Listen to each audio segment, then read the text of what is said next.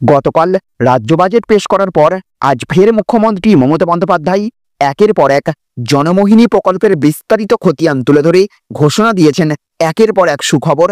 তিনি এই রাজ্যের মানুষের কথা, মানুষের রুটি রুজির কথা থেকে শুরু করে একের পর এক ক্ষেত্রে সত্যিই কতটা চমক দিয়েছেন এইবারের বাজেটে সেই বিষয়ে জানিয়েছেন।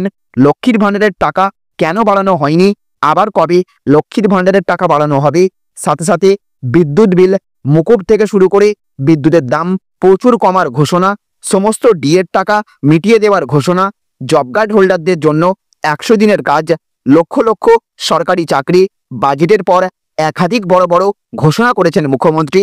হাজারো আর্থিক প্রতিকূলতা সত্ত্বেও কেন্দ্রের বিরুদ্ধে লাগাতার আন্দোলন চালিয়ে যাওয়ার মাঝে এবং রাজ্যের রাজকোষ কার্যত প্রায় শূন্য হবার পরেও সাধারণ মানুষের কথা ভেবে সাধারণ মানুষের হাতে নগদের যোগান বাড়িয়ে দিচ্ছেন মুখ্যমন্ত্রী মমতা বন্দ্যোপাধ্যায়। দুহাত খুলে একের পর এক প্রকল্পে বরাদ্দ বাড়িয়ে দিয়েছেন মমতার সরকার।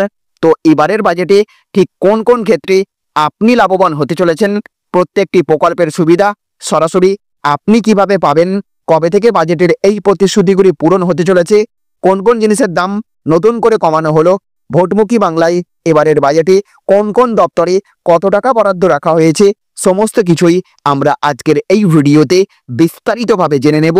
আর এই ভিডিওটি শুরু করার পূর্বে আপনাদের কাছে ছোট্ট একটা রিকোয়েস্ট রাখবো, অবশ্যই এই ভিডিওটিতে এক্ষুনি একটা লাইক করে দেবেন এবং জনস্বার্থে ভিডিওটিকে দেখার পর প্রচুর পরিমাণে শেয়ার করবেন। আর আপনি মমতা সরকারের এবারের বাজেটে কোন কোন জিনিসের দাম কমলে আরও অত্যন্ত খুশি হতেন, অবশ্যই কমেন্ট বক্সে লিখে জানিয়ে দেবেন।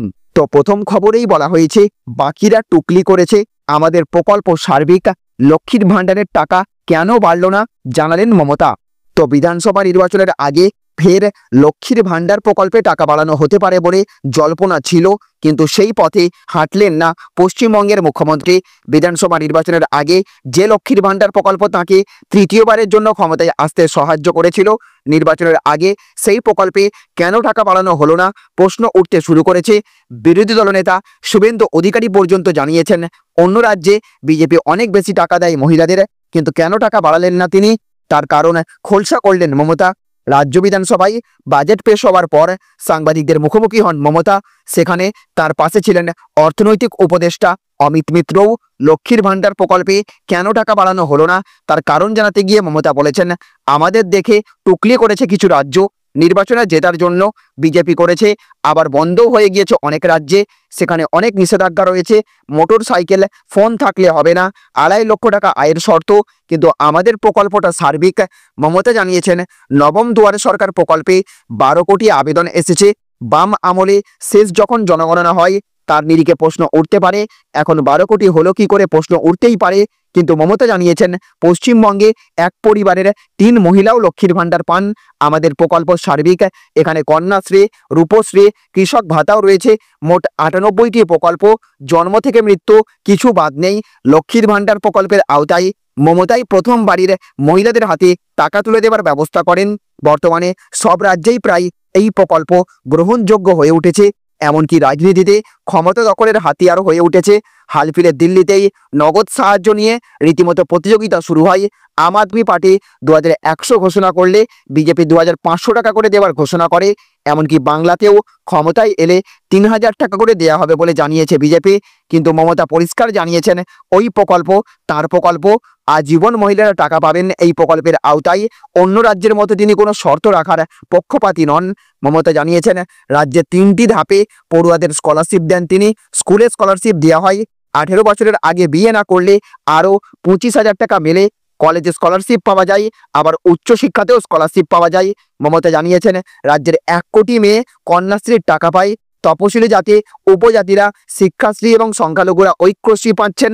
ঐক্যশ্রী প্রকল্পে ডিসেম্বর পর্যন্ত 44 লক্ষ আবেদনের ভিত্তিতে 16 লক্ষকে ভাতা দেওয়া হয়, ফেব্রুয়ারিতে তা 33 লক্ষ হয়ে গিয়েছে। সব মিলিয়ে এখনো পর্যন্ত 45 লক্ষ আবেদন এসেছে, যা মার্চের মধ্যে মিটে যাবে। মমতা আরও জানিয়েছেন, পশ্চিমবঙ্গের 2 কোটি 21 লক্ষ মহিলা লক্ষ্মীর ভাণ্ডার প্রকল্পে টাকা পাচ্ছেন। এবারের দুয়ারে সরকার শিবিরে আরও কয়েক লক্ষ আবেদন জমা পড়েছে, আবেদন যাচাই করে সমীক্ষা চালিয়ে সেগুলি দেখা হবে। রাজ্যে কন্যাশ্রী প্রায় 1 কোটি মেয়ে পাচ্ছে, রূপশ্রী পান 18,64,000, লক্ষ্মীর ভাণ্ডার প্রকল্পে 50,000 কোটি টাকা খরচ হয়েছে বলে জানিয়েছেন মমতা। পাশাপাশি কন্যাশ্রীতে 15,000 কোটি, রূপশ্রীতে 4,06,60 কোটি, স্বনির্ভর গোষ্ঠীকে ঋণ দেওয়া হয়েছে 1,10,000 কোটি টাকার, স্বাস্থ্যসাথীতে প্রায় 9 কোটি পরিবারের নাম নথিভুক্ত হয়েছে, 12,000 কোটি টাকা খরচ হয়েছে। তাতে সরকারি হাসপাতালে বিনামূল্যে চিকিৎসা দিতে বছরে 2,000 কোটি টাকা খরচ করা হয়েছে। যেসব হিসাব দিয়েছেন মমতা, সেই অনুযায়ী শিশুসাথী প্রকল্পের আওতায় 31,608টি হার্ট সার্জারি করা হয়েছে বলে জানিয়েছেন মমতা। টেলিমেডিসিনে ফোনে চিকিৎসকদের পরামর্শ নিয়ে উপকৃত হয়েছেন 4,82,00,000 মানুষ। বার্ধক্য ভাতা বাবদ 30,50,000 মানুষ উপকৃত হয়েছেন। জয় জোহারে 2,92,000 জনজাতি পেনশন বাবদ আরও লক্ষ লক্ষ মানুষ উপকৃত হয়েছেন।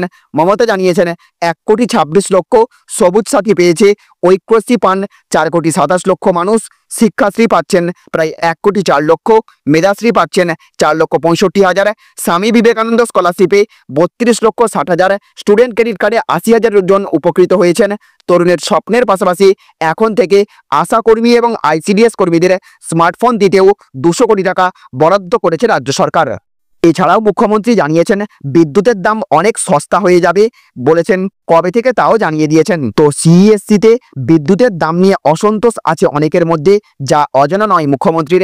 এই দিন রাজ্য বাজেট পেশের পর সাংবাদিক বৈঠকে তাই বিদ্যুতের দামের প্রসঙ্গ উঠে এলো মুখ্যমন্ত্রীর গলায়। দেউচা পাচামের কথা বলতে গিয়ে বিদ্যুতের দাম এবং CESC প্রসঙ্গ তুলে আনলেন তিনি। এর পাশাপাশি তার মতে আগামী দিন বিদ্যুতের দাম আরও সস্তা হয়ে যাবে, সেটা কিভাবে সম্ভব হবে তারও রূপরেখা জানিয়ে দিলেন। মুখ্যমন্ত্রীর কথায় দেউচা পাচামি থেকে আমরা যে কয়লা পাবো তাতে 100 বছর যে বিদ্যুৎ তৈরি করব, সেই পাওয়ারে আমাদের বিদ্যুতের দাম আগামী দিনে যখন কয়লাটা উৎপাদিত হয়ে যাবে অনেক কমে যাবে। রাজ্য সরকার বিদ্যুতের দাম না বাড়ালেও CESC বাড়ায়, মানুষকে অনেকটাই ভুগতে হয়। ওটা আমাদের হাতে নেই, ওটা স্বশাসিত সংস্থা CPM থাকাকালীন দিয়ে গেছে। ওদের দিল্লির একটা কি বোর্ড আছে, সেই বোর্ডের মাধ্যমে। তা সত্ত্বেও বলছি আগামী দিনে বিদ্যুতের দাম অনেক সস্তা হয়ে যাবে এই দেউচা পাচামিটা হতে পারলে। এছাড়াও আজকের আরও একটি বড় খবর, ডিএর সবটাই ক্লিয়ার করব, আশ্বাস মমতার। সরকারি কর্মীরা খুশি হলে আমিও খুশি হব। তো বাজেটে মহার্ঘ ভাতা বাড়ানো হয়েছে, তবে যে পরিমাণ ডিএ বাড়ানো হয়েছে তাতে মোটেও সন্তুষ্ট নন রাজ্য সরকারি কর্মচারীদের একাংশ। আর বাজেটের পরে মুখ্যমন্ত্রী মমতা বন্দ্যোপাধ্যায় আশ্বাস দিলেন যে মহার্ঘ ভাতার সবটাই ক্লিয়ার করে দেবেন, তবে এক লপ্তে সেটা হবে না। হাতে যেমন অর্থ থাকবে সেই মতো ধাপে ধাপে রাজ্য সরকারি কর্মচারীদের ডিএ বাড়ানো হবে বলে জানিয়েছেন মুখ্যমন্ত্রী। বাজেট পেশের পর মুখ্যমন্ত্রী বলেছেন আরও 4% ডিএ দেওয়া হচ্ছে। পে কমিশনের অনুমোদন, পে কমিশনের টাকা সহ এই ডিএটা দেওয়া হচ্ছে, অর্থাৎ অনেকটাই বেড়ে গেল। ভবিষ্যতে তারা আরও পাবেন যখন সময় হবে।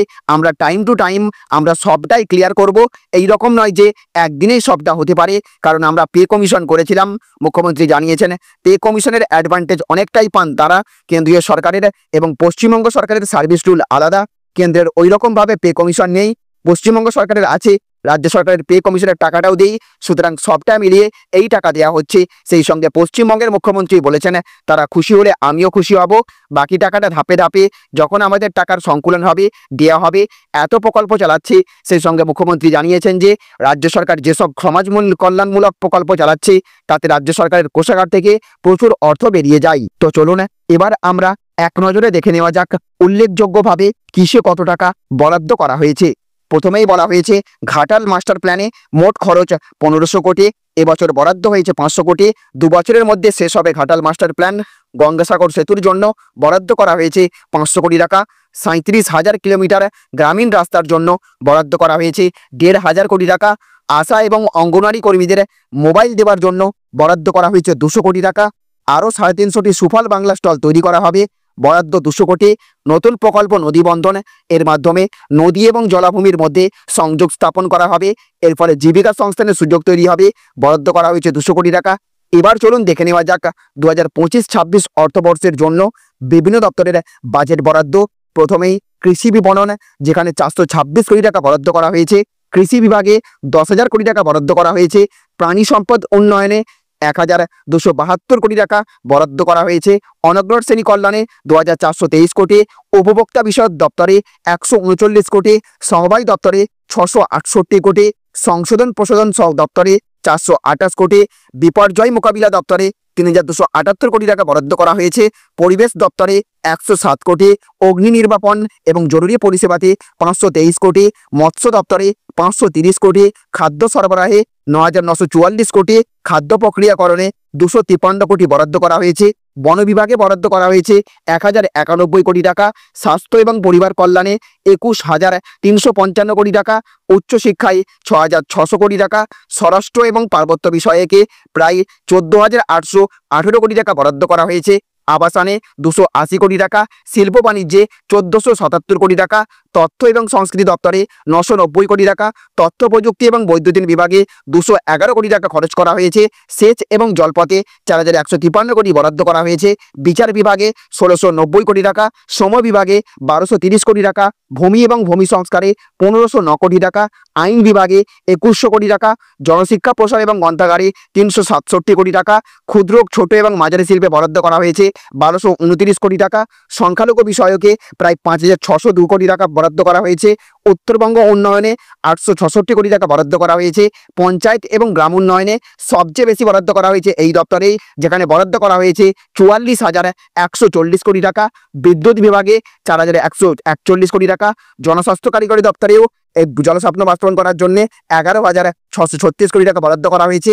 পূর্ত বিভাগে ৬,৭৯৬ কোটি টাকা, পরিবহনে ২,২৭৩ কোটি টাকা, পৌর এবং নগর উন্নয়নে ১৩,৩৮১ কোটি টাকা বরাদ্দ করা হয়েছে এবারের বাজেটে। তাহলে ফ্রেন্ডস, বুঝতে পারলেন আগামী বিধানসভা ভোটকে পাখির চোখ করে মুখ্যমন্ত্রী মমতা বন্দ্যোপাধ্যায় এই বাজেটে সবচেয়ে বেশি নজর দিয়েছেন গ্রাম বাংলার দিকে। লক্ষ্মীর ভাণ্ডার প্রকল্পের টাকা বাড়ানো না হলেও বিভিন্ন সামাজিক প্রকল্পে অর্থ বরাদ্দের মাধ্যমে প্রত্যক্ষভাবে সাধারণ মানুষের, গ্রাম বাংলার গরিব মধ্যবিত্ত শ্রেণীর মানুষের জন্য চিন্তা করেছেন এইবারের বাজেটে।